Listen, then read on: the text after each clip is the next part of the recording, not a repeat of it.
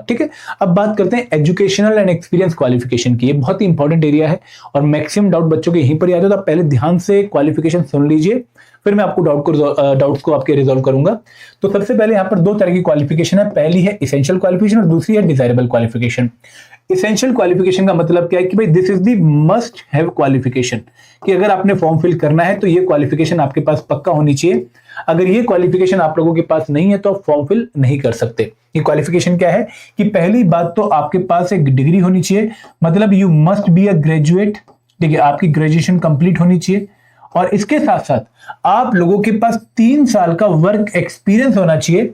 कौन कौन से फील्ड में, ध्यान सुन लीजिएगा, एडमिनिस्ट्रेशन वाले फील्ड में, या फिर अकाउंट्स वाले फील्ड में, या फिर मार्केटिंग वाले फील्ड में, या फिर पब्लिक रिलेशन वाले फील्ड में, या फिर इंश्योरेंस वाले फील्ड में, या फिर रेवेन्यू वाले फील्ड में, या फिर टैक्स रिलेटेड मैटर्स में इन गवर्नमेंट, ये बहुत इंपॉर्टेंट है, गवर्नमेंट और पब्लिक सेक्टर अंडरटेकिंग और ऑटोनॉमस बॉडी। तो यहाँ पे आपको कुछ पर्टिकुलर ऑर्गेनाइजेशन मेंशन करी गई कि भाई आप किस ऑर्गेनाइजेशन का पार्ट होने चाहिए, किस तरह की जॉब का पार्ट होने चाहिए, कौन से एरियाज में आपका वर्क एक्सपीरियंस होना चाहिए। तो दोनों ही चीजें मेंशन करी गई हैं। पहली बात टाइप ऑफ ऑर्गेनाइजेशन मेंशन करी गई है, ठीक है, नेचर ऑफ जॉब मेंशन किया गया है, और इसके बाद आपको एरियाज ऑफ जॉब मेंशन किया गया है।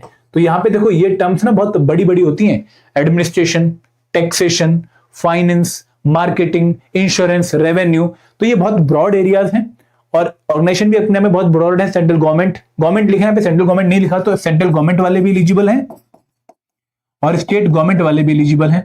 पब्लिक सेक्टर अंडरटेकिंग कि भाई अगर आप किसी पीएसयू में हो, ठीक है, और इवन अगर आप किसी बैंक में हो तो भी आप एलिजिबल हो। और autonomous body like EPFO, like ESIC, like RBI grade B, जो एक एक्ट के थ्रू बनी है और किसी मिनिस्ट्री के अंडर डायरेक्टली परफॉर्म नहीं करती हैं, वो अपना इंडिपेंडेंट काम करती हैं, तो ऐसे ऑर्गेनाइजेशन का अगर आप पार्ट हो तो भी आप अप्लाई कर सकते हो। देखो ऑटोनोमस बॉडी का मतलब समझ जाए, जैसे ईएसआईसी है, ठीक है, अपने आप में एक ऑटोनोमस बॉडी है। ईपीएफओ है, एम्प्लॉइज प्रोविडेंट फंड ऑर्गेनाइजेशन, अपने आप में एक स्टैट्यूटरी बॉडी है, 1952 के एक्ट के थ्रू बनी है, ऑटोनोमस फंक्शनिंग करती है, किसी का इसके ऊपर इन्फ्लुएंस नहीं है, अपना इनका बोर्ड है, ट्रस्टी बोर्ड है, वो जो इनका काम संभालता है। तो ये ऑर्गेनाइजेशन जो है अगर आप इनमें इन्वॉल्व हो, इनके अंदर काम करते हो, 3 साल से ज्यादा काम हो चुका है और इन एरियाज में काम करते हो तो आप एलिजिबल हो।